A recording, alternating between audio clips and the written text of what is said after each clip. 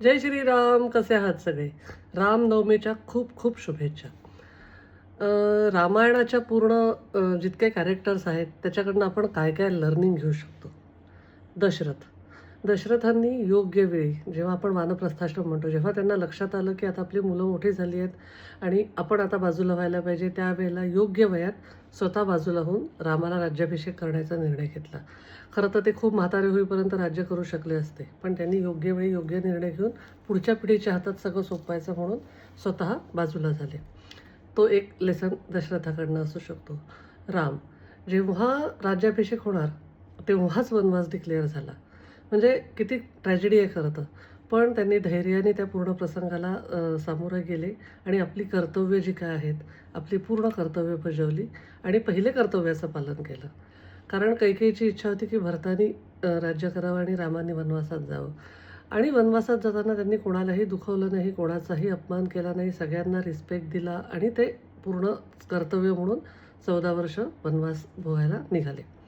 सीता सीतेला वनवास डिक्लेअर झाला नव्हता, पण आपल्या पतीकरता पूर्ण समर्पण आणि प्रेम असल्यामुळे तिने स्वतःहून रामरायांना वनवासात सोबत चालण्याची विनंती केली की मी सोबत चालणार आहे. आणि त्या स्वतः पूर्ण हाल अपेष्टा कष्ट काय असणार आहे माहीत नव्हतं, पण आपल्या नवऱ्याला साथ द्यायची म्हणून त्या पूर्ण 14 वर्ष रामरायांसोबत गेल्या. भरताला जेव्हा रामरायांनी म्हटलं की तू 14 वर्ष राज्य कर, तर भरताला ते मान्य नव्हतं. त्यांनी रामरायांच्या पादुका घेतल्या आणि त्या पादुका सिंहासनावर ठेवून त्यांनी 14 वर्ष राज्यकारभार पाहिला. जे आपल्या हक्काचं नाही आहे त्याच्यासाठी भांडायचं नाही, झगडायचं नाही आणि आपल्या कर्तव्याचं पालन करायचं, हे भरताकडनं शिकण्यासारखं आहे. लक्ष्मणाला सुद्धा वनवास झालेला नव्हता डिक्लेअर, पण आपल्या भावाकरता, त्याच्या रक्षणाकरता किंवा त्याच्या साथ देण्याकरता म्हणून ते 14 वर्ष आपल्या बायकोला इथे ठेवून एकटे वनवासात गेले होते.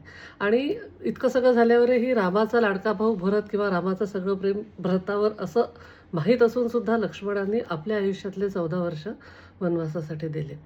रावण इतका बुद्धिमान होता आणि मरता मरता रावणाचे शेवटचे शब्द हे होते की मी रामाला ओळखायला उशीर केला. मी जर का रामाला आधीच ओळखलं असतं तर माझी ही गत झाली नसती. तर रावणाचं हे होतं की शुभस्य शीघ्र हा जो लेसन आहे, वेळीच योग्य गोष्टी ओळखा. कसं असतं, नामस्मरण करावं, नामस्मरण चांगलं आहे, देवाची भक्ती करावी, सगळं चांगलं आहे. तुमचे चरण तुम्हाला मंदिरापर्यंत नेऊ शकतात, पण तुमचं आचरण जे असतं तेच तुम्हाला जास्ती पुढे नेईल आणि देवाच्या जवळ नेईल. त्याच्यामुळे रामाचं नामस्मरण जरूर करा, पण रामाचे काही गुण जर का अंगीकारता आले तर ते अवश्य अंगीकारले पाहिजे. आणि जे आपल्या हक्काचं नाही आहे ते मिळवण्याचा खटाटोप केला की महाभारत घडतं, आणि जे आपल्या हक्काचं आहे ते सुद्धा ग्रेसफुली सोडून दिलं की रामायण होतं. रामायणातल्या सगळ्या नातेसंबंधांवर खूप छान छान गोष्टी आहेत. रामायणात खूप पॉझिटिव्ह गोष्टी आहेत, खूप लर्निंग लेसन्स आहेत. आता वेळ कमी आहे म्हणून मी सध्या एवढंच सांगते. Stay bless. I love you all. नवीन वर्षाच्या रामनवमीच्या खूप खूप शुभेच्छा.